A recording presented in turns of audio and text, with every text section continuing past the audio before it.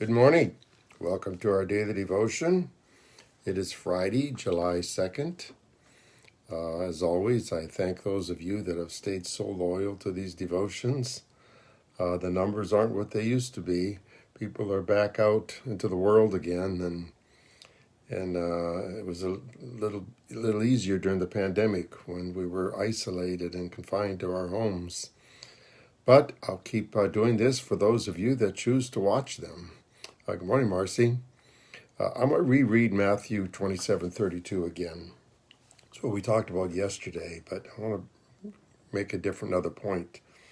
It says, as they were going out, they met a man from Cyrene named Simon, and they forced him to carry the cross.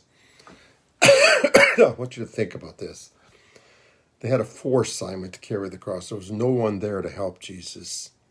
Now think of all the people that Jesus healed over his 4 years in ministry.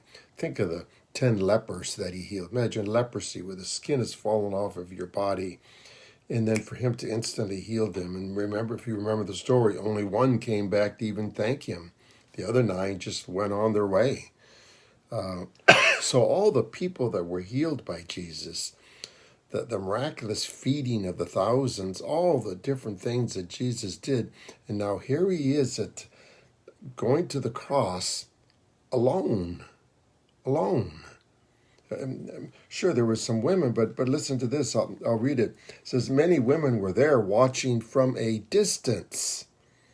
They had followed Jesus from Galilee to care for his needs. Among them were Mary Magdalene, Mary the mother of James and John, and the mother of Zebedee's sons. So there were some women there. There were some women watching from afar, but when Jesus was carrying his cross, it was like all alone. Imagine how lonely he must have felt after everything that he did to help people, the healings that he did, the miraculous signs, to be all alone. So I want to talk about this. I want to talk about there's so many people in the world today that have that same feeling of loneliness. It's an amazing statistic. 3 out of 5 Americans, as of 2019, are lonely. To say that they are lonely. 3 out of 5. And that number has significantly increased now since the pandemic. Could be closer to 4 out of 5 that say they are lonely. Why? Well, they feel left out. They feel poorly understood. They lack companionship. This all leads to depression, to anxiety, and to other health issues. Morning, Ryan. Morning, Lily. This all leads to other issues. When you're lonely, it leads to other issues. And to think that at least 3 out of 5, maybe more now, Americans are lonely, experience loneliness. That's an epidemic. This is one of the main reasons that I believe that people should be a part of a church. I mean, think of it. You go to work and you probably don't have that much in common with the people that you go to work with. You go to school, you don't have that much in common. But when you go to church, you should have a lot in common with the people that are there. You're all serving the same God. You all believe in the same Jesus. You're much more apt to be accepted in a church setting than you are anywhere else. And then if you're part of a smaller group, it's even better. It's even better than when you're part of and a small group can just be where you teach children and you're with the other children. You're in a worship team and with your other worship people. You're with the setup team and you're with other setup people. But you're accepted there. You feel safe there.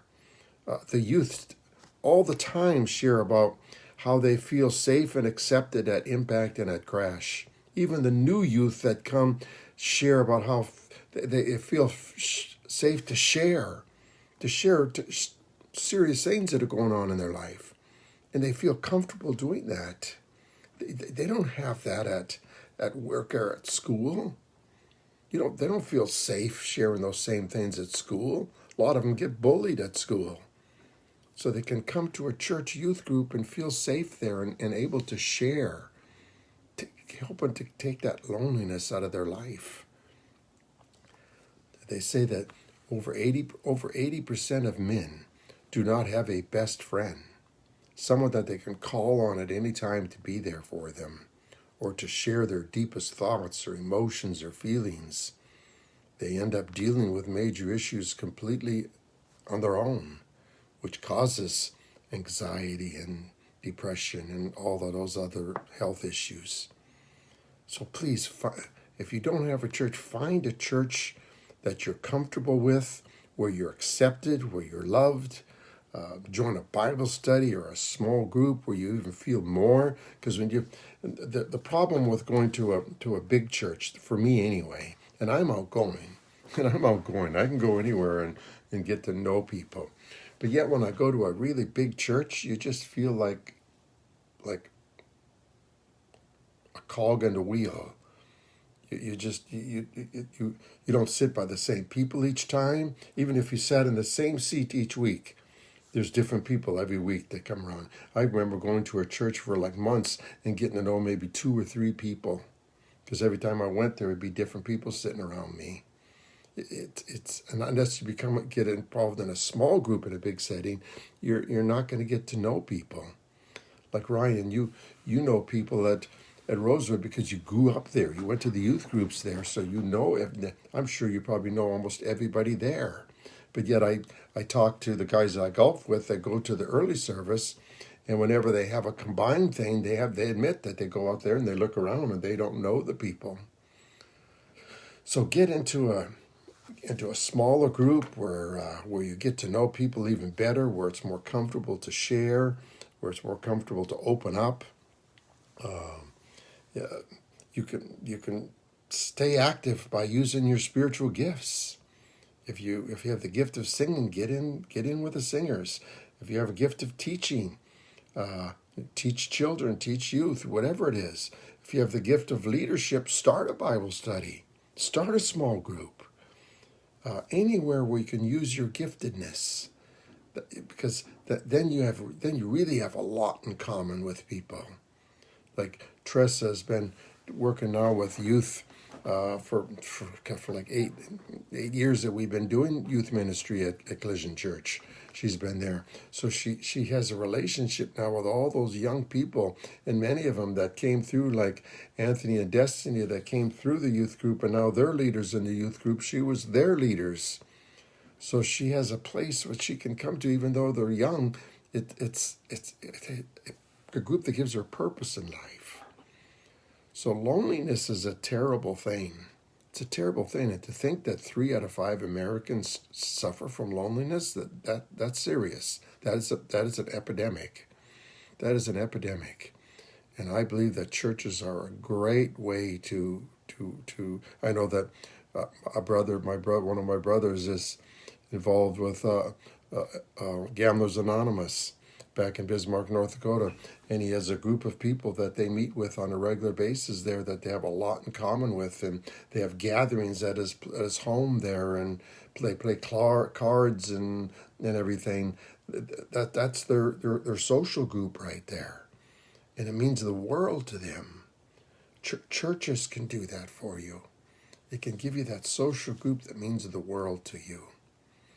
So, if you're lonely, find a church group, and if you're in a church and you're still lonely, then get into a smaller part of that church, a Bible study, a small group, wherever you feel comfortable. Amen. Hey, thanks for watching this morning. Tomorrow's Saturday, so I'll see you tomorrow morning again at 9 o'clock, and then the following week we're going to go back to 8 o'clock. It's too confusing. Wednesdays at 8, and then so we're just going to go back to 8 o'clock again on starting next week.